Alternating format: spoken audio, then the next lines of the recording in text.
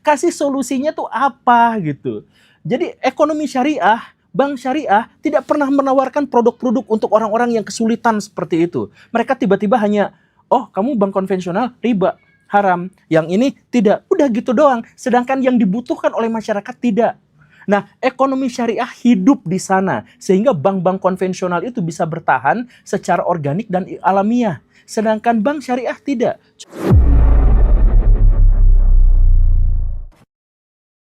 Di Indonesia ada sebuah lembaga keuangan yang bukan memberi solusi justru malah menawarkan delusi, yang bukan memberikan kontribusi justru malah menjadi beban. Apa itu? Ya, bank syariah. Kenapa seperti itu? Karena bank syariah itu sekarang di Indonesia memang tumbuh, memang berkembang dengan aset yang terus-terusan bertambah, tetapi mereka bisa tumbuh dan berkembang hanya karena mereka mendapatkan insentif dari pemerintah, proteksi dari pemerintah, dan semua hal yang mendorong mereka untuk maju itu disebabkan oleh faktor-faktor yang non-alamiah. Tapi didorong dari turut campurnya pemerintah untuk bisa melindungi mereka. Nah, sebagai contohnya seperti ini Baraya, bank syariah itu bisa bertahan diantaranya adalah karena ada ratusan fatwa diantaranya dari MUI yang mewajibkan muslim menggunakan bank syariah dan haram masuk neraka kalau menggunakan bank konvensional. Kemudian berbagai praktek ritual itu harus menggunakan bank syariah sebagai pengelola keuangannya, misalkan penyaluran zakat, infak, dan sodakoh gitu ya, khususnya zakat atau pergi haji begitu ya. Kemudian yang ketiga, adanya penghapusan pajak berganda. Jadi bank syariah kalau mau beli sesuatu kan harusnya ada pajaknya, kemudian dia jual lagi kepada pihak lain itu juga kan harus ada pajaknya. Bank syariah tidak mendapatkan pembebanan yang seperti itu. Kemudian sampai sekarang bahkan ormas-ormas besar di Indonesia masih terus-terusan menuntut insentif tambahan terhadap bank syariah. Kemudian Bank Mandiri Syariah, BNI Syariah, itu BRI Syariah, itu merger semuanya menjadi bank raksasa yang namanya BSI. Itu bukan karena tuntutan organik, bukan karena kehendak pasar, tapi karena keinginan politik untuk menciptakan bank syariah raksasa. Nah, balik lagi, ini bukan secara organik berkembangnya, tetapi dituntut oleh pihak eksternal. Kemudian ada kewajiban untuk menggunakan bank syariah dan menyimpan dana di bank syariah untuk beberapa Pemda di Indonesia. Nah, dengan begitu banyak penganak-emasan dan fatwa-fatwa, maka bank syariah bisa bertahan. Tetapi seandainya tidak ada itu, apa yang terjadi? Tidak akan bisa bertahan, tidak akan bisa bersaing.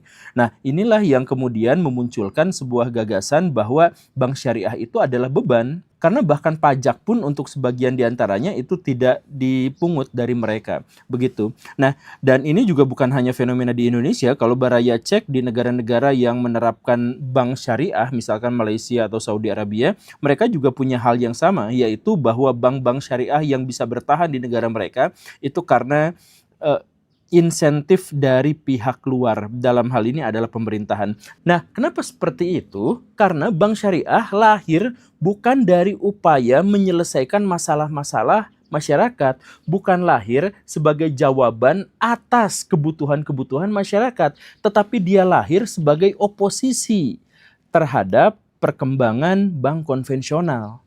Begitu kan? Jadi bukan lahir dari kebutuhan masyarakat, dan karena tidak lahir dari kebutuhan masyarakat, maka dia relatif tidak dibutuhkan. Karena dia relatif tidak dibutuhkan, maka untuk menjadikannya dia dibutuhkan, maka harus ada fatwa surga dan neraka, pahala dan sorga, dan hal yang semacam itu. Makanya buntut dari proses lahirnya itu menjadi sangat panjang, sangat lebar, dan sangat luas. Coba sekarang Baraya pelaku ekonomi. Kemudian Baraya ikut kepada seminar-seminar yang diselenggarakan oleh bank-bank konvensional. Itu luas sekali temanya itu. Ada bahasan kripto, ada bahasan investasi, ada memperkenalkan berbagai layanan dan produk-produk dan sebagainya. Baraya banyak sekali. Tapi sekarang Baraya setelah itu pindah ke seminar-seminar bank syariah. Temanya tuh seragam, template, dan sama. Yaitu apa? Riba. Gak ada yang lain. Nah ini karena apa? Karena sekali lagi dia datang bukan untuk menyelesaikan masalah yang ada di masyarakat, tetapi dia menjadi oposisi bagi status quo bank konvensional. Dan itu masih bukan puncak dari masalah. Masalah berikutnya adalah Setelah mereka itu terus-terusan menuding bahwa bank konvensional itu haram, bahwa ini riba, bahwa ini tidak sesuai syariah, bahwa ini neraka, dan lain sebagainya, tapi mereka sama sekali tidak memberikan kepada kita tuh solusi. Ya jadi jawabannya apa gitu. Mereka nggak ngasih apa-apa. Bahkan kalau Baraya masuk ke bank syariah, kemudian ditawarkan, nah ini solusinya bank syariah. Bank syariah itu di dalamnya penuh sekali dengan perdebatan, Baraya. Perdebatan yang tidak ada usainya. Soal riba kadarnya bagaimana, apakah bunga bank itu riba, atau praktek ini haram atau halal, dan sebagainya. Jangankan antar bank syariah, di dalam satu bank syariah saja, itu akan terjadi pertentangan yang sangat hebat terkait dengan fikih dan ekonomi, serta fikih ekonomi gitu. Wah, itu rumit, Baraya. Silahkan Baraya misalkan datang ke satu tokoh bank syariah, pakar gitu, pakar bank syariah gitu ya. Kemudian datang ke dalam pakar yang lainnya, mereka akan berbeda pendapat. Datang ke ahli fikih, yang satu Wahabi, yang satu NU, yang satu Muhammadiyah. Mereka nggak akan kompak untuk memberikan solusi apa yang sebenarnya untuk bank syariah. Nggak ada. Nah, jadi coba sekarang Baraya bayangkan, udah mereka lahir bukan dari menawarkan solusi atas kebutuhan masyarakat, kemudian mereka malah minta terus-terusan insentif begini dan begitu, rekayasa regulasi dan sebagainya. Setelah itu pun bahkan mereka tidak bisa memberikan solusi yang akurat tentang apa sesungguhnya praktek ekonomi syariah itu. Nah, membingungkan kan? Nah, makanya saya sebenarnya bukan hanya mengkritik bank syariah, saya sering bilang saya tuh juga adalah nasabah bank syariah gitu. Nah, di sini saya akan mengajukan, menawarkan kepada baraya-baraya, para praktisi dan ahli-ahli bank syariah solusi. Jadi gini Baraya, ekonomi Islam itu sebenarnya adalah luas, sama seperti ekonomi itu sendiri gitu. Jadi ekonomi Islam sebenarnya adalah ekonomi yang didasarkan pada nilai-nilai moral dan nilai-nilai akidah dalam agama Islam. Sesederhana itu. Dan karena itu maka seluruh aktivitas ekonomi itu seharusnya juga dibahas dan dikaji dalam praktisi ekonomi syariah. Dan dalam hal ini itu adalah bank syariah. Nah, tetapi walaupun ekonomi Islam itu begitu luasnya, tetapi bank syariah dan praktisi ekonomi syariah selalu fokus hanya pada riba dan menghakimi orang pendosa. Itu saja. Coba saya tawarkan begini ya. Dulu satu waktu saya diundang untuk berbicara dalam sebuah seminar ekonomi. Dan panitia meminta saya untuk menjelaskan, Pak Guru tolong jelaskan kepada orang-orang bahwa ekonomi di dunia ini dikuasai oleh elit global, oleh penguasa kapitalis yang merongrong ekonomi rakyat kecil untuk ditumpuk kepada pundi-pundi raksasa mereka, orang-orang kaya. Tolong jelaskan bahwa solusinya itu adalah ekonomi syariah. Begitu ya Pak Guru gitu. Nah, tetapi pesanan itu saya langsung tolak dan saya katakan kalau saya diizinkan berbicara di sini, saya akan berbicara hal yang sebaliknya. Coba Baraya bayangkan, ekonomi konvensional itu muncul dari jawaban atas kebutuhan masyarakat. Masyarakat sekarang membutuhkan berpikir keras. Aduh, saya pengen terkoneksi antar saya dengan keluarga saya nun jauh di sana karena saya perantau. Aduh, saya punya bisnis tapi perjalanan saya jauh dari satu tempat ke tempat yang lain. Itu adalah kebutuhan. Lalu ekonomi konvensional, katakanlah pelaku-pelaku ekonomi konvensional, datang Mark Zuckerberg. Dia bikin apa? Dia bikin WhatsApp, dia bikin Facebook, dia bikin Instagram untuk mengkoneksikan orang-orang yang berjauhan. Nah, artinya apa? Mark Zuckerberg menawarkan bukan soal penghakiman ini halal atau haram, riba atau bukan, dosa atau pahala, bukan, tetapi dia menyelesaikan masalah dari rakyat. Coba, sekarang ilmuwan-ilmuwan kebingungan. Bumi itu semakin panas, bumi semakin tidak layak untuk dihuni oleh manusia. Bagaimana caranya ya apakah kita mungkin mengeksplorasi luar angkasa? Nah, langsung datang Elon Musk, dia menawarkan SpaceX. Bagaimana kalau gini? Lalu itu menjadi basis bisnis. Artinya apa? Artinya bisnis itu, ekonomi itu dilandaskan pada apa yang dibutuhkan oleh masyarakat.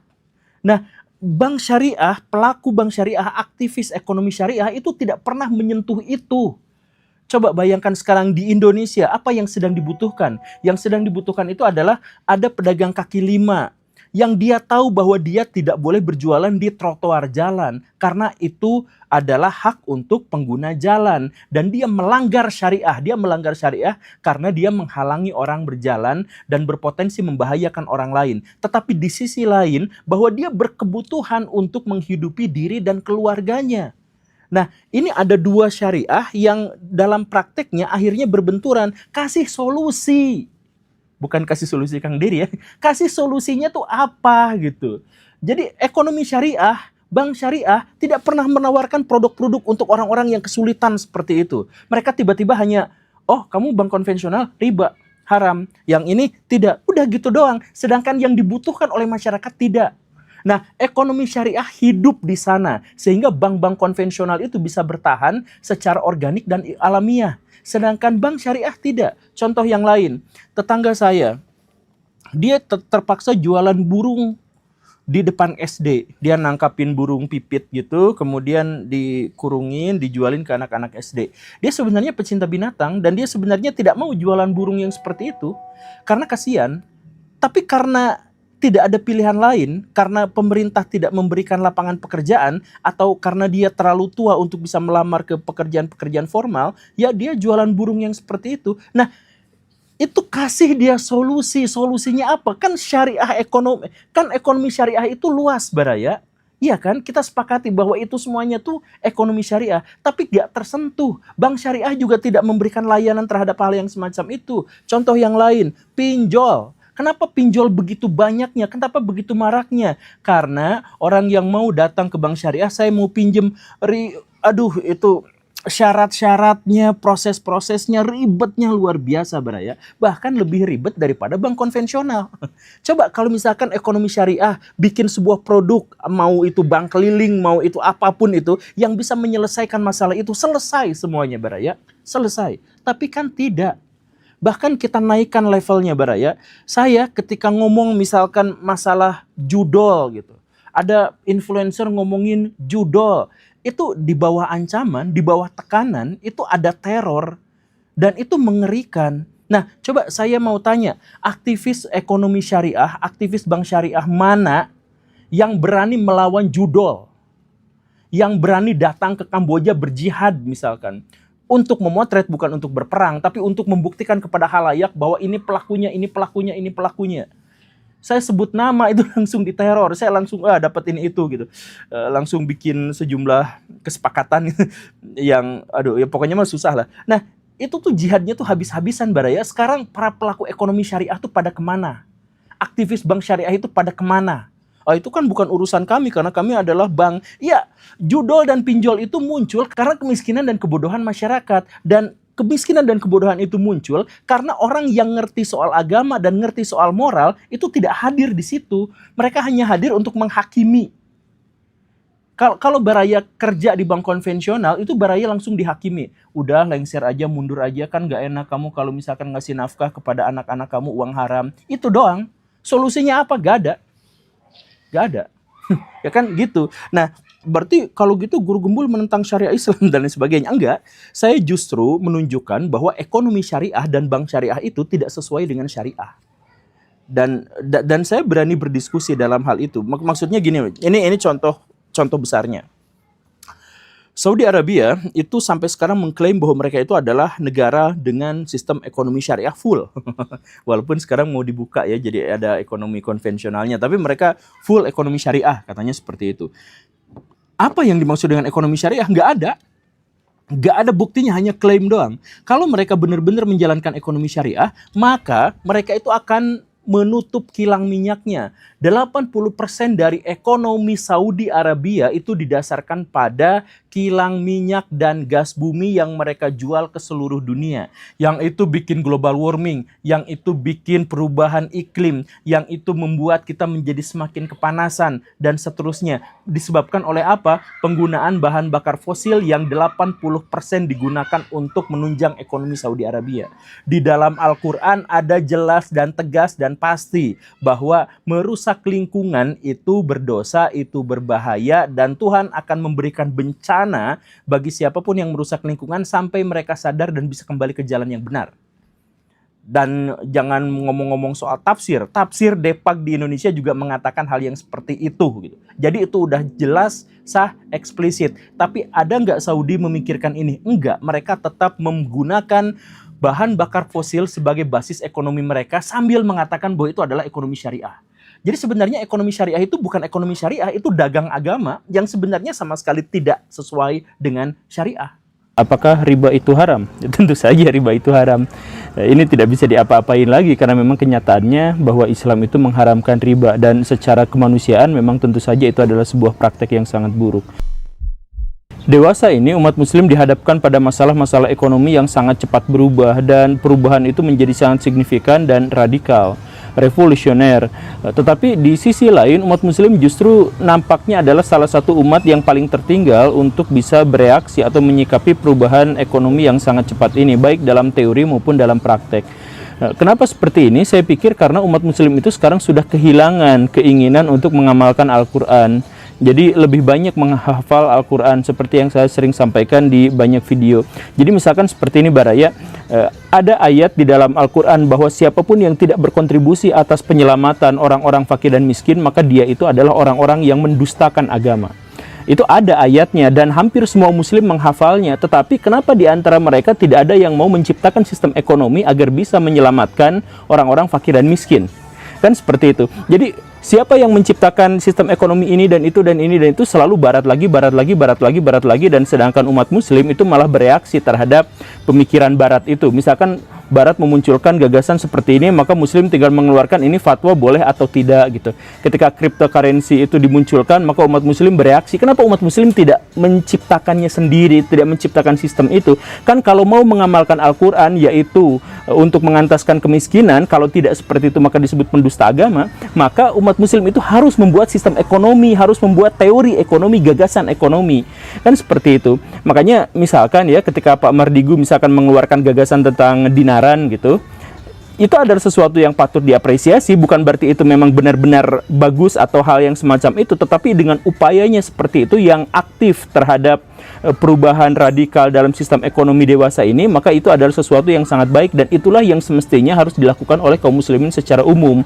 Bukan hanya menghafal dalil-dalil tentang menyelamatkan orang-orang miskin, tetapi juga harus proaktif bagaimana caranya menciptakan gagasan dan sistem ekonomi yang bisa mengakomodasi kebutuhan hari ini agar tercipta kesejahteraan bersama buat masyarakat. Termasuk dalam hal ini adalah riba. Apa yang dimaksud dengan riba? Riba itu adalah pengembalian utang yang nominalnya lebih besar daripada nominal peminjamannya, kan seperti itu. Nah, dari mana definisi itu ada? Apakah itu ada dalam definisi Quran dan Sunnah? Tidak ada. Itu adalah definisi yang dibuat oleh para ulama abad ke-9 sampai abad 13. Jadi kasusnya itu adalah seperti ini. Nabi Muhammad melihat ada orang yang sangat miskin, sangat fakir, sedemikian sampai dia harus meminjam uang kepada orang lain untuk bisa makan. Nah, seperti itu. Nah, ternyata orang yang meminjamkan itu demikian keji, demikian jahanam, sampai dia malah mengeksploitasi kemiskinan orang itu dengan mengambil keuntungan, yaitu, oke, saya akan pinjamkan kepada kamu duit, tapi kalau bayar harus lebih segini-segini. Nah, ini berarti dalam pandangan Nabi Muhammad, orang ini benar-benar tidak bermoral. Dia mendapatkan harta kekayaan dan harta kekayaannya bertambah banyak dengan cara memeras orang miskin, dengan cara mengeksploitasi orang miskin. Sama seperti laknatullahnya orang-orang yang pinjol ilegal itu. Itu saya berani katakan bajingan mereka itu. Karena mereka itu ngambil kekayaan dari orang yang sudah kepepet banget untuk mendapatkan kekayaan yang sangat luar biasa. Kurang ajar. Jadi ini bukan hanya dalam konteks agama, tetapi kemanusiaan pun akan menyatakan bahwa riba dalam praktek yang seperti itu adalah haram seharam-haramnya. Tetapi itu di zaman Nabi Muhammad kondisinya adalah orang yang sangat fakir miskin mencoba untuk meminjam kepada pihak lain, dan pihak lain itu kemudian mengeksploitasi kemiskinan itu. Nah, berbeda dengan kasus-kasus peminjaman zaman sekarang. Di zaman sekarang ketika ekonomi menjadi modern, yang dimaksud dengan utang itu bukan tanda kemiskinan tetapi tanda kekayaan, sedemikian sehingga tidak ada satupun orang kaya di dunia ini yang tidak punya utang. Kenapa? Karena kalau kita minjem misalkan 100 triliun misalkan ya, maka artinya di belakang kita itu ada penjamin, baik itu reputasi maupun orang-orang yang mau menjaminkan kepada kita, maupun sejumlah uang yang lebih besar atau kekayaan yang ada di belakang kita. Maka ketika kita minjam sekian dan duitnya itu besar sekali nominalnya, berarti itu menunjukkan bahwa kita itu sangat kaya raya. Nah, kalau seperti ini kemudian ada kelebihan dari peminjaman itu, apakah itu masuk ke dalam kategori riba? Karena kasusnya beda, kondisinya berbeda, zamannya juga berbeda. ada hal yang harus saya tekankan di sini Baraya, bahwa dalam syariah Islam itu dalil itu pindah kalau kondisinya ganti. Jadi gak ada satu perbuatan tertentu yang dalilnya itu selalu sama. Jadi misalkan saya mohon maaf ya, ini anak muda lah misalkan ya, onani. Apakah hukumnya? Hukumnya itu bisa jadi haram, ada dalilnya yang mengharamkan. Bisa jadi halal, ada yang menghalalkan dalilnya. Bahkan ada yang mewajibkan dalam kondisi-kondisi tertentu. Membunuh itu hukumnya apa?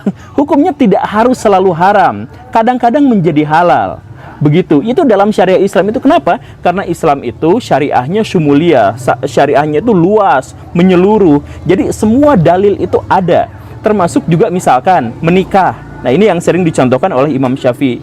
Menikah itu hukumnya apa? Dia bisa jadi sunnah, bisa jadi haram, bisa menjadi wajib, dan lain sebagainya, tergantung kondisinya. Dan setiap kondisi itu ada dalilnya. Dan ini pula lah yang misalkan dipraktekkan oleh Umar bin Khattab di zaman dulu. Jadi misalkan kasusnya seperti ini, mohon diperhatikan baik-baik ya.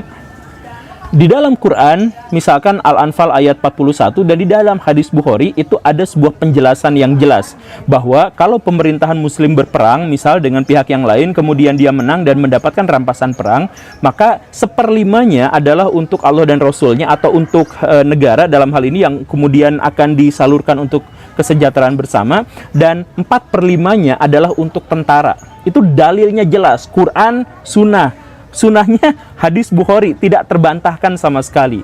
Nah, tetapi di zaman Umar itu dirubah. Jadi kata Umar, kalau terjadi perang, kemudian kita menang dan kita mendapatkan rampasan perang, maka yang seharusnya dilakukan oleh pemerintah itu adalah mengambil seluruh harta rampasan perang itu, kemudian mengembalikannya kepada para pengelola sebelumnya. Dan pengelola sebelumnya itu dikenakan pajak jizyah.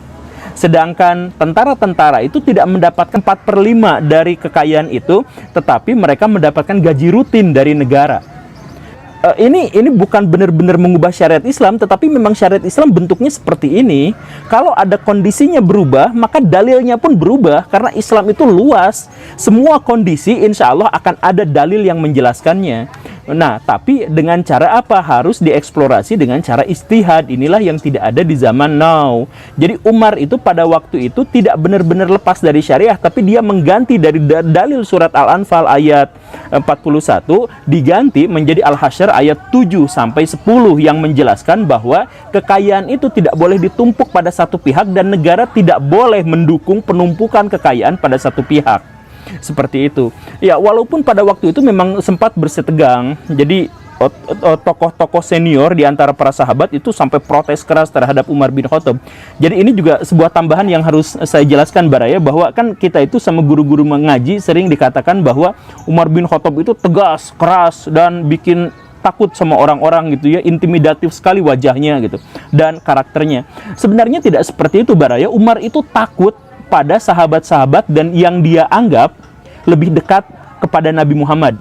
Jadi Umar itu misalkan takut dan segan kepada Abu Bakar, kepada Ali, kepada Bilal, itu takut Umar itu. Nah, dalam kasus ini Umar itu berhadapan dengan Bilal. Menurut Bilal, kembalikan ayat yang sebelumnya, Al-Anfal ayat 41 itu. Nah, itu Umar sampai berdoa, ya Allah selamatkan saya dari Bilal, karena takut Umar itu pada Bilal.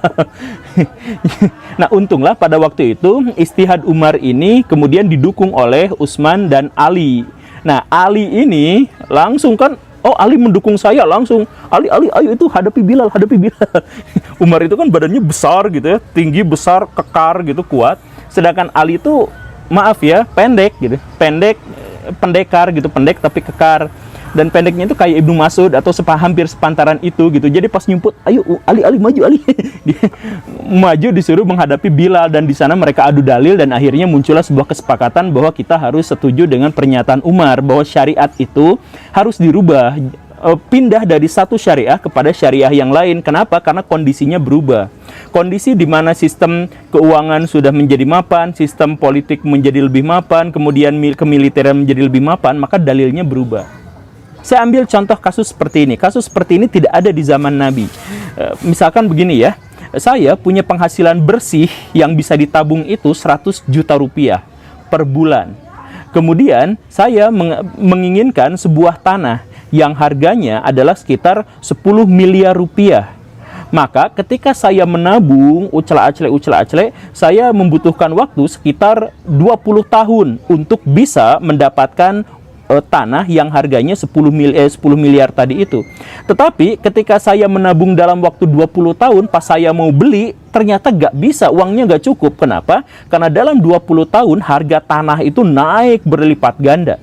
Maka yang saya lakukan itu adalah saya meminjam kepada bank senilai 10 miliar rupiah untuk membeli tanah itu, kemudian saya cicil dengan bunga tertentu. Apakah bunga itu menjadi riba? Tidak. Bunga itu, kelebihan itu adalah saya membeli waktu. Waktu yang 20 tahun tadi itu kan nggak mungkin saya kejar seperti itu. Saya beli dengan apa? Dengan bunga, dalam tanda kutip bunga bank itu. Nah kan di zaman Nabi itu waktu dan ruang itu bukan sebuah komoditas, jadi bisa didapatkan dimanapun dan kapanpun. Di zaman sekarang waktu dan ruang itu mengalami kelangkaan. Karena memang mengalami kelangkaan maka memunculkan harga. Nah harga itu kemudian kita kompensasikan dengan nilai nominal tertentu yang kemudian kita sebut sebagai bunga.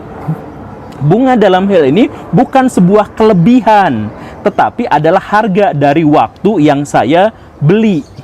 Begitu. Dipahami kan yang seperti ini? Itu kasus yang pertama. Kemudian yang kedua adalah saya tahun 2000 meminjam uang 100 juta rupiah kepada teman saya. Kemudian tahun 2020 saya mengembalikan 100 juta rupiah. Itu boleh nggak? Ya nggak boleh. Kenapa? Karena dalam 20 tahun itu terjadi inflasi, dan inflasi itu menyebabkan nilai mata uang itu turun. 100 juta 20 tahun yang lalu dengan 100 juta yang sekarang itu sangat berbeda. Sehingga kalau saya mengembalikan dengan nominal yang sama, maka saya jahat, saya zolim, maka saya harus menambahkan. Nah, penambahan itu apa? Penambahan itu adalah harga dari waktu yang tadi itu karena adanya inflasi. Seperti itu. Nah, kemudian ada pernyataan juga, ya kita kembalikan kepada nilai emas gitu. Ya, gak gitu juga Baraya, makanya beristihadlah, please, karena ini adalah syariat Islam.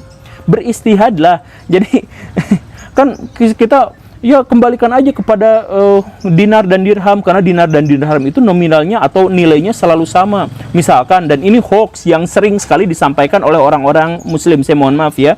Ini hoaxnya.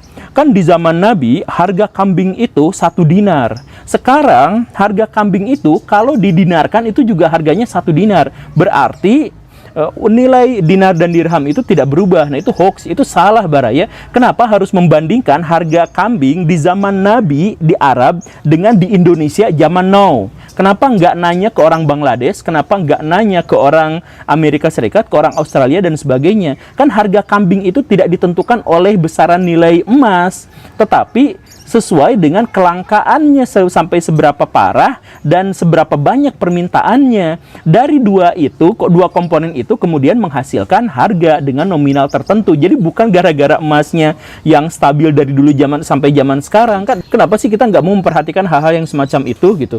Makanya mari kita kembali kepada Quran dan Sunnah, yaitu dengan menghidupkan kembali istihad. Istihad itu artinya setiap kondisi tertentu, setiap zaman tertentu, setiap situasi tertentu itu ada dalilnya, itu ada penjelasannya. Dan itu harus dieksplorasi dengan istihad. Dan istihad itu justru adalah salah satu bagian dari syariat Islam yang paling sering diabaikan oleh muslim zaman now. Bahkan ada kelompok besar di Indonesia yang mengatakan istihad itu kan hanya terbatas untuk orang-orang tertentu yang hafal Quran, hafal hadis 100 dan sebagainya. Ya enggak Baraya, istihad itu bisa dilakukan oleh siapapun tergantung ruang lingkupnya seberapa banyak gitu. Itu kan bagian dari syariah. Jadi kalau kita menghilangkan semangat istihad, menghilangkan semangat Quran dan Sunnah, maka kita akan menjadi kacau seperti zaman now misalkan ya, bank syariah. Bank syariah itu malah dalam banyak hal mengkhianati ajaran dari Islam, ajaran dari syariah Islam. Kan misalkan seperti ini, di surat An-Nisa itu ada penjelasan, kalau mau bisnis itu pertama tidak boleh mengambil uang dengan jalan yang batil, artinya tidak ada orang yang dirugikan. Kemudian yang kedua itu harus dengan suka sama suka. Nah, itu adalah prinsip-prinsip Islam. Bisnis itu suka sama suka, tidak ada keterpaksaan, dan kemudian tidak ada yang dirugikan. Nah, sekarang kita datang ke bank syariah. Banyak di antara yang datang ke bank syariah itu bukan suka sama suka, tapi terpaksa. Karena bank lain itu tidak syariah, maka saya masuk ke bank syariah ini. Berarti itu terpaksa kan? Sebenarnya dia tidak mau ke situ. Dan setelah masuk ke situ, saya minjem duit, ternyata bunganya jauh lebih besar daripada bunga yang ada di situ. Mau bikin KPR perumahan apa dan sebagainya, ternyata bunganya lebih besar. Jadi dia dirugikan, bisnisnya itu batil, tetapi dia terpaksa karena ini menjalankan atau mengklaim sebagai syariat Islam. Maka dalam konteks ini bank syariah itu malah melanggar syariat Islam. Makanya ini banyak sekali akhirnya ulama-ulama kontemporer Muslim yang mengatakan bahwa bank syariah yang ada kenal sekarang itu, sistem ekonomi syariah yang sekarang itu adalah bunglon, mimikri. Mereka itu aslinya adalah orang-orang kapitalis, orang-orang yang cari untung sebesar-besarnya, tetapi dengan kedok syariah Islam. Jadi istilah bunga diganti jadi bagi hasil, padahal prakteknya sepenuhnya sama dan sebagainya. Ini bukan hanya saya yang mengatakan, ulama-ulama besar mengatakan hal yang semacam itu. Maka kenapa seperti itu? Karena kita terjebak, kita tidak mau menjalankan syariat Islam dengan mengeksplorasi ijtihad, kita malah mengambil pendapat-pendapat ulama atau ekonom abad ke-9, abad ke-10 yang walaupun lebih cerdas daripada kita, tetapi menghadapi zaman yang sama sekali berbeda dengan kita. Masyarakat dewasa ini adalah masyarakat yang sangat membutuhkan uang, karena membutuhkan utang, karena utang itu bisa kita gunakan untuk mengimbangi percepatan inflasi, mengimbangi percepatan dari nilai-nilai yang berubah, nilai benda-benda material yang berubah. Dan karena itu, maka terkait dengan utang, terkait dengan riba, saya ingin jelaskan dulu bagaimana ceritanya utang dan riba itu bisa berkelit dan bisa membelit kehidupan masyarakat modern. Kita mulai dari sejarah bank dulu. Bank itu dari mana mulai awal mulanya? Bank itu mulainya dari Kekhalifahan Abbasiyah. Jadi ceritanya adalah di zaman yang sangat lampau, di tahun 800-an, tahun 900-an, itu ada sebuah fenomena bahwa di Timur Tengah itu banyak orang-orang yang kaya mendadak, khususnya di Baghdad. Kenapa kaya mendadak? Karena pada waktu itu pemerintahan sangat kuat, pemerintahan sangat efektif. Karena pemerintahan sangat efektif, perdagangan, pertanian, usaha-usaha jasa itu melejit tinggi sekali. Nah, di antara usaha-usaha yang sangat melejit itu, ada sekumpulan orang-orang Yahudi. Orang-orang Yahudi itu dipersilahkan untuk tetap ada di Kekhalifahan Baghdad. Bahkan Kekhalifahan Baghdad adalah kekhalifahan yang dalam sejarah tercatat paling toleran terhadap tokoh-tokoh non-muslim. Bahkan dibandingkan dengan kerajaan-kerajaan yang lain di seluruh dunia, ini yang paling baik. Sampai ada sebuah data yang disebutkan, misalkan dalam sejarah Arab, History of Arab, itu dikatakan bahwa di Baghdad itu, di tahun segitu, di tahun 900-an, itu ada sekitar 67 sinagog. Ada banyak sekali komunitas-komunitas Yahudi di situ. Nah, komunitas orang Yahudi itu selalu punya karakteristik yang khas, yaitu bahwa mereka itu suka bikin perkumpulan-perkumpulan. Sama seperti orang Cina, kalau datang ke Jakarta bikin pecinan, datang ke Surabaya bikin pecinan dan sebagainya. Orang Yahudi di Baghdad juga bikin seperti itu. Dan mereka itu punya karakteristik. Di dalam Talmud itu dijelaskan, orang Yahudi itu boleh meminjamkan uang mereka, kalau sesama Yahudi tidak boleh ada tambahannya, kalau terhadap orang Goyim itu wajib ada tambahannya. Itu tertera dalam Talmud. Nah, karena bentuknya seperti itu, maka di pemerintahan Abbasiyah itu, orang-orang Yahudi memiliki sektor yang sangat mereka andalkan, yaitu ekonomi. Jadi kalau misalkan kita bikin pilah-pilah di era Kekhalifahan Abbasiyah itu, orang-orang Islam itu berkuasa di pemerintahan, di militer, di akademik. Sedangkan orang-orang Kristen itu biasanya menguasai wilayah-wilayah pengambil kebijakan, termasuk wazir, termasuk gitu. Jadi ada perdana menteri atau wakil gubernur dan sebagainya yang itu adalah orang Kristen. Dan orang-orang Yahudi itu memegang peranan sebagai ahli-ahli ekonomi. Jadi kalangan profesional, diantaranya adalah pejabat-pejabat gitu, kemudian dokter, filosof, penerjemah, itu adalah orang-orang Kristen, kemudian ekonom, dan yang bergerak di dunia ekonomi itu biasanya adalah orang-orang Yahudi. Orang-orang Muslim juga tentu saja ada di sana, tetapi spesialisasinya seperti itu. Ini seperti di Bandung. Kalau tukang bubur kacang pasti orang Kuningan. Kalau tukang gali pasti orang Majalengka, tukang cukur pasti orang Garut. Nah, begitupun di Kekhalifahan Abbasiyah. Di Kekhalifahan Abbasiyah juga kondisinya seperti itu. Bahkan ada Perdana Menteri atau Wazir yang sangat terkemuka pada waktu itu, yaitu keluarga Barmak. Keluarga Barmak itu latarnya Buddha. Tapi jadi Perdana Menteri lalu mualaf. Tapi latarnya tetap adalah latar seorang Buddhis. Jadi toleransi di sana itu sangat-sangat kuat. Bahkan diskusi-diskusi seperti ini oleh khilafah itu dilaksanakan seminggu sekali. Di depan khilafah sendiri antar umat beragama. Jadi antar umat beragama didiskusikan seperti ini. Jadi ini adalah sesuatu yang sangat bagus. Nah, orang-orang Yahudi itu karena mereka memegang ekonomi dan mereka sudah didoktrin dalam kitab sucinya, dalam Talmud sebenarnya bukan dalam Taurat, tapi dalam Talmud itu kalau minjemin duit ke orang-orang sesama Yahudi, jangan pakai tambahan. Kalau kepada orang non-Yahudi harus dikasih tambahannya. Kan begitu. Jadi ada hukum terhadap Goyim dan hukum terhadap Yahudi. Orang Yahudi itu punya dua hukum. Seperti itu. Nah, orang-orang Yahudi itu punya akhirnya kerjaan. Kerjaannya itu apa? Kerjaannya itu adalah menyimpan uang dari orang-orang yang terlalu cepat kaya. Yang saya bilang tadi, ledakan penghasilannya itu luar biasa. Sampai inflasi pada waktu itu. Kekayaannya cepat naik orang-orang Abbasiyah itu. Nah, kalau orang-orang yang cepat naik kekayaannya, itu bisa terlena sehingga uangnya cepat habis. Atau mereka yang cukup cerdas, segera menyimpannya di satu tempat yang aman. Untuk investasi atau untuk jaga-jaga di masa depan. Begitu kan? Nah, orang-orang Yahudi itu bikin sebuah bisnis namanya bank. Tempat nyimpen uang. Jadi orang-orang Muslim, orang Kristen, silahkan nyimpen uang di saya. Kalau nyimpen di rumah, dirampok.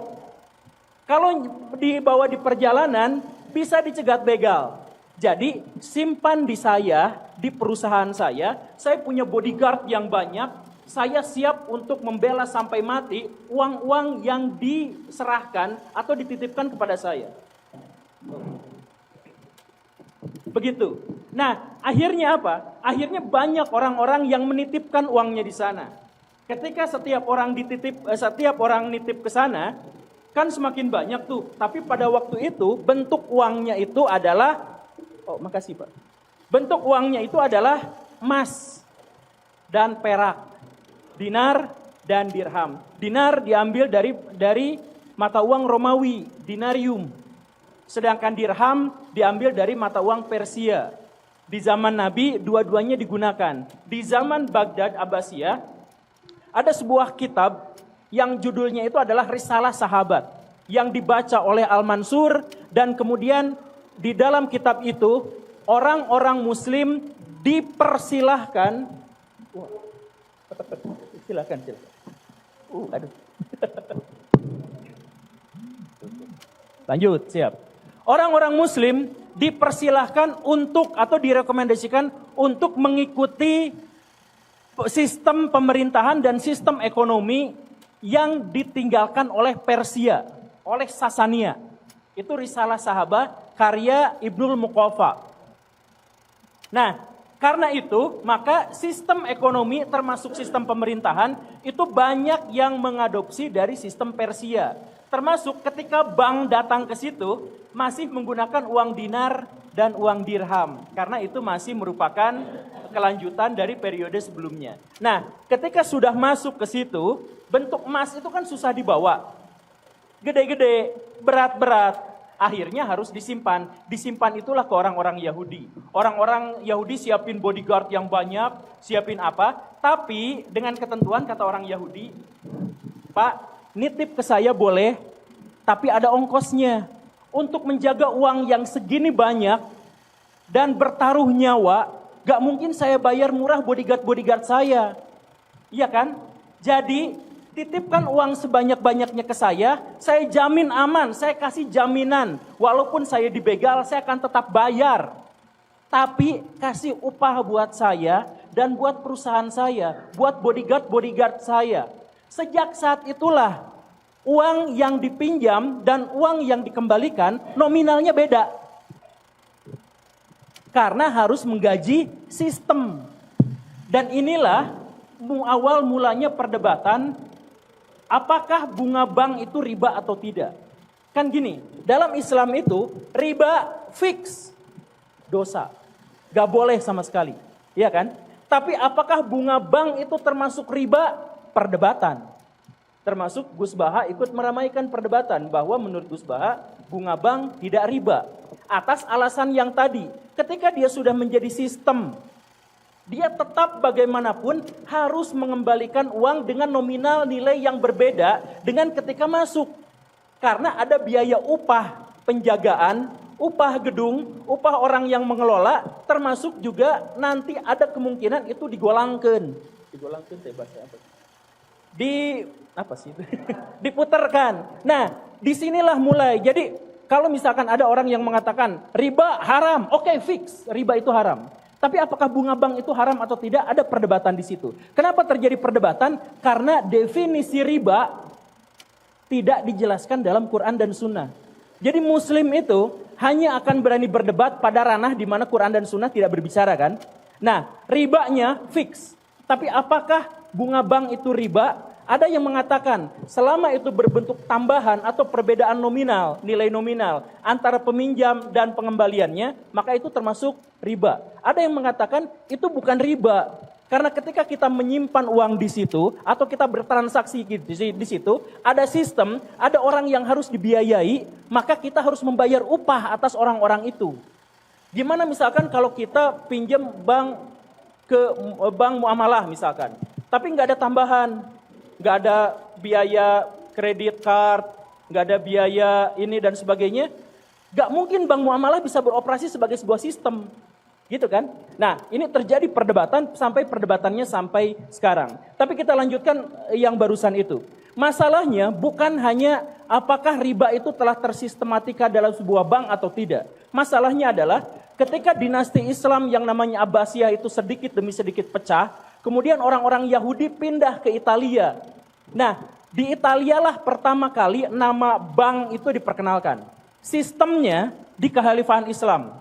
Makanya di Kekhalifahan Islam itu ada satu istilah yang sampai sekarang digunakan oleh perbankan. Apa itu? Cek.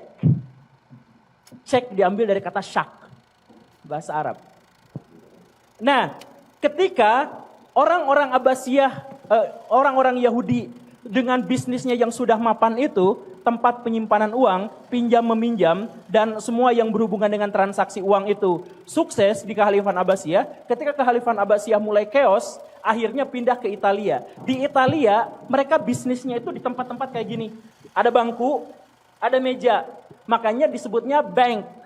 Bank diambil dari kata bangko, bahasa Italia, yang kemudian kita translasikan atau kita masukkan di dalam lidah kita jadi bangku. Begitu. Aslinya itu adalah dari bank atau bangko, orang Italia. Nah, di situ ternyata akhirnya muncul masalah baru. Masalahnya itu apa? Di Italia, inflasi juga sangat tinggi setelah Renaissance. Inflasi sangat tinggi. Jadi, si pemilik bank itu menjadi kebingungan untuk menemukan sistemnya. Misal, si bank itu dipinjemin duit 100 juta. 10 tahun kemudian, uang 100 juta nilainya berbeda dengan 10 tahun sebelumnya. Dulu 100 juta itu bisa pakai beli Brio. Sekarang gak cukup, cuman bisa buat beli Ninja 250. Ada perubahan nilai. Kalau saya kembalikan uang sesuai nilai transaksi awal, saya rugi. Tapi kalau dengan nilai transaksi sekarang menyalahi akad di awal, bingung lagi, maka muncullah istilah bunga. Jadi bunga itu sebenarnya adalah, potretannya itu adalah keuntungan yang diinginkan oleh perusahaan, oleh sistem yang tadi itu. Soal pengeluaran buat bodyguard, pengelolaan buat gedung dan sebagainya, ditambah proyeksi inflasi masa depan. Maka itu sama dengan bunga. Jadi bunga itu ada rumusnya. Sejak kapan? Sejak inflasi benar-benar hampir bisa ditakar. Di zaman Nabi ada nggak inflasi? Ada. Tapi inflasi itu tidak bisa ditakar. Misalkan pas Abdurrahman bin Auf, sahabat kita itu pernah ngejual korma, tiba-tiba harganya jadi sangat mahal. Nah, makanya pas beliau jual, jadi si kurmanya tuh sengaja dibusukin karena satu hal, tapi daya jualnya malah lebih tinggi karena pada waktu itu ada wabah, dan wabah itu obatnya adalah kurma busuk. Nah, ini inflasi zaman ini tidak bisa ditakar, tidak bisa dipikirkan, tidak bisa diprediksi. Tergantung ada atau tidaknya musibah, tergantung ada atau tidaknya serangan dari bangsa lain. Nah, di zaman ketika orang-orang Yahudi menguasai bank di Italia, itu bisa ditakar. Masa depan inflasinya berapa? Karena apa? Zaman Renaissance di Italia itu cenderung relatif aman. Tidak ada pergolakan, tidak ada peperangan karena pemerintahannya efektif, efisien, sama seperti di Baghdad yang tadi itu. Nah, karena itu inflasi kurang lebih bisa ditakar. Karena kurang lebih bisa ditakar, bank akhirnya menghasilkan yang namanya sistem bunga. Nah, di situ ada muncul masalah yang ketiga. Masalah yang ketiga itu adalah di masa itu muncullah sebuah sistem atau gagasan baru yang namanya adalah merkantilisme. Merkantilisme itu adalah mengumpulkan emas sebanyak-banyaknya dengan sesedikit mungkin yang keluar. Inilah yang kemudian menghasilkan penjajahan. Spanyol, Portugis, Italia melakukan penjajahan ke seluruh dunia. Alasannya adalah mereka pengennya dagang, tapi dapat untung sebesar-besarnya, ngeluarin duit sesedikit mungkin. Ya caranya menjajah, kan begitu. Nah, tapi dari sistem merkantilisme itu akhirnya terbukti bahwa yang paling penting itu bukan tanah. Karena sebelumnya sistemnya itu adalah feodal. Sistem feodal itu ukuran kekayaan itu adalah tanah. Semakin kaya, semakin banyak tanah, semakin kaya dia. Nah, di zaman merkantilis kata orang yang paling penting itu bukan tanah, tapi duit. Karena dengan uang kita bisa beli tanah sebanyak-banyaknya. Nanti merkantilisme itu direvisi sama kapitalis. Yang paling penting itu bukan duit, karena bagaimanapun akan habis. Yang paling penting itu adalah mesin uang, alias aset. Ini ya bapak-bapak pengusaha di sini yang paling dikejar itu adalah kepemilikan aset, bukan uang.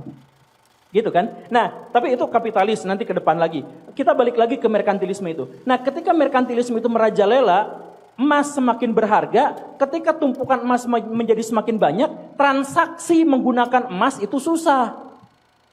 Akhirnya apa? Masa saya kesana kesini bawa emas, takut dibegal teh, takut apa teh. Jadi akhirnya apa? Si bank tadi itu mengeluarkan sebuah peraturan baru, yaitu pakai cek atau giro. Jadi Bapak minjemin uang ke saya berapa, saya simpen di sini berapa, ini bukti pembeliannya. Dikasihlah itu si kwitansi itu. Kwitansi itulah yang pada gilirannya di masa depan berubah menjadi uang kertas.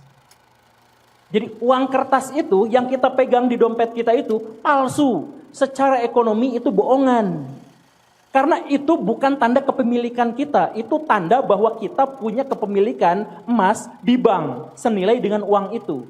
Tapi kita nggak punya uangnya. Sekarang kita nggak megang uangnya. Kenapa? Karena kalau megang kemana-mana berat. Makanya si uang kertas itu digantikan menjadi emas. Nah, ini akhirnya memunculkan masalah baru. Apa masalahnya?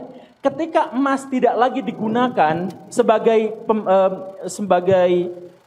nilai transaksi itu, uang kertas itu lebih liar lagi. Naik turunnya itu lebih drastis, lebih lebay. Karena itu sistem bank menjadi mempatenkan bahwa bunga itu wajib ada. Sebab nilai mata uang berbeda-beda gonta-ganti. Tiap tahun ganti. Di Indonesia gantinya itu 6% rata-ratanya. Nah, jadi kalau misalkan saya sekarang pinjamkan Bapak 10 juta. 5 tahun kemudian Bapak kembalikan ke saya 5 juta, zolim. Karena dulu 5 juta bisa beli 1 kontainer beras, sekarang cuma setengah kontainer beras. Jadi hitungannya dari mana? Dari beras. Oh nggak bisa juga, nggak bisa dari beras. Karena beras juga mengalami inflasi. Kalau lagi musim panen, itu harganya murah. Kalau lagi musim paceklik, harganya mahal. Makanya ada bulog. Bulog itu mengatasi masalah paceklik itu. Tapi intinya nilai beras pun, nilai segala sesuatu, bahkan sekarang nilai emas pun naik turun. Tidak bisa disesuaikan. Itulah yang pada akhirnya menghasilkan kebingungan-kebingungan di antara umat muslim. Apakah riba itu haram? Jelas. Tapi apakah bunga bank itu haram? Apakah bunga bank itu adalah riba? Nah, ini masuk ke dalam fikih kontemporer. Luar biasanya, sampai sekarang belum disepakati. Mau Liga Arab, mau bahkan di Arab Saudi sekalipun, yang katanya Wahabi, yang katanya paling ketat dalam agama, paling tekstual, ketika mereka keliling dunia kemarin, ke Indonesia termasuk ke Cina, ke Jepang, investasi pakai sistem bank. Bunga perbankan. Jadi mereka mengeluarkan fatwa ulama-ulama bahwa bunga bank itu adalah bunga. Tetapi pemerintahan mereka terpaksa melakukan itu karena belum kebayang. Sistem ekonomi sekarang dengan kertas, uangnya kertas, dan nilai mata uangnya gonta-ganti seperti itu. Tapi kalau pinjam-meminjam, pinjam dan bayar, nilainya sama. Itu nggak kepikiran sampai detik ini. Siapa yang mungkin bisa memikirkan itu? Masalah yang kedua tadi itu. Masalah yang kedua itu adalah bank sekarang sudah menjadi sistem. Di era zaman Nabi, riba tetaplah riba dan itu jelas. Karena apa? Kenapa riba jahat? Riba itu secara sosial ya, secara humanis. Gini nih. Di zaman Nabi, kalau ada orang yang minjem duit, itu karena dia terpaksa. Karena nggak punya uang. Karena memiliki kebutuhan yang sangat mendesak dan mendadak. Karena itu dia pinjam. Maka siapapun yang meminjamkan uang padanya, kemudian dibungain, benar-benar tidak manusiawi. Orang lagi butuh duit, dimanfaatkan, dieksploitasi, kejamnya luar biasa, lebih-lebih gitu. Tapi sekarang perbankan menjadi sebuah sistem di mana orang yang meminjam bukan hanya orang yang butuh uang, tapi orang yang membutuhkan penambahan aset. Kalau misalkan penambahan aset, apakah nanti bunga itu masuk ke dalam namanya bagi hasil? Apakah bagi hasil itu termasuk riba atau tidak? Bagi hasil itu termasuk bunga atau tidak? Banyak akhirnya di sistem perbankan Indonesia yang terjebak pada perdebatan-perdebatan itu. Sehingga, saya mohon maaf, ini bisa dikonfirmasi langsung, silahkan. Akhirnya banyak bank-bank yang dianggap sebagai bank syariah itu banyak melakukan praktek ribawi. Benar gak sih? Silahkan dikonfirmasi pernyataan ini. Ternyata banyak bank yang mengklaim dirinya bank syariah banyak melakukan praktek ribawi. Misalkan menyita aset, padahal utangnya belum sampai seaset itu, tapi karena sesuai perjanjian langsung diambil semua asetnya untuk membayar bunga, untuk membayar pinjaman. Ada banyak yang seperti itu. Nah, kenapa bisa seperti itu? Ya seperti yang saya katakan tadi, saya tidak akan menghakimi siapapun, tapi dalam hal ini karena umat muslim mengalami kebingungan-kebingungan termasuk apakah bagi hasil sama dengan bunga, apakah bunga sama dengan riba, apakah riba sama dengan bagi hasil. Banyak ulama yang sudah membedakannya, menjelaskannya dan sebagainya, tetapi perbedaan-perbedaan itu tidak ada satupun yang didasarkan pada Quran dan Sunnah. Kenapa? Karena istilah riba sendiri pun definisinya tidak ada di dalam Quran dan Sunnah. Bank itu tidak pernah ada di dalam Quran dan Sunnah. Prakteknya juga tidak pernah ada di dalam Quran dan Sunnah. Maka perdebatan itu terjadi di mana-mana. Bahkan sampai di Indonesia sekarang. Jadi kalau misalkan tadi pertanyaannya pengusaha, apakah mungkin bisa melakukan riba? Apakah bisa kita berbisnis tanpa riba? Kita bahkan, ya yang Bapak misalkan bilang bisa. Semua orang bisa. Tapi kita bahkan tidak tahu definisi riba itu apa gitu. Kalau misalkan saya pinjam uang 100 juta ke teman saya, biar nggak ada riba gitu. Biar nggak ada bunga. Kan kalau aman, cari amannya itu adalah ya udah nggak pakai bunga, nggak pakai apa-apa, ambil aja gitu kan. Nah, nanti selisih beda nilainya berapa? Dulu 10 juta bisa dipakai buat beli bebek 10, sekarang hanya bisa beli bebek 5. Nah, saya membayarnya dengan seperti apa kalau tidak menggunakan bunga? Sistemnya gimana? Underline-nya itu apa? Emaskah, beraskah? Tidak ada kesepakatan di situ. Jadi saya bisa bebas riba. Ribanya belum didefinisikan sampai sekarang. Sejauh yang saya ketahui, definisi riba yang digunakan oleh Dewan Syariah di bank-bank syariah itu, sejauh yang saya ketahui, itu masih mengambil definisi dari abad ke-8 yang tadi itu. Yaitu yang dimaksud dengan riba itu adalah nilai lebih dari transaksi sebelumnya. Definisinya baru situ. Nah, definisi itu adalah definisi ketika bank belum ada dan tidak ada sistem soal pinjam meminjam, belum ada uang sedalam bentuk uang kertas, uang ya yang semacam itu, belum ada cek, belum ada giro, belum ada apapun. Tapi definisi itu yang abad ke-8 itu kita pakai di dunia sekarang ketika kita bahkan sudah memiliki kripto. Makanya daripada kita berdebat dulu tentang apakah bunga bank itu haram atau tidak, saya berpikir mari kita sepakati dulu apa yang dimaksud dengan riba.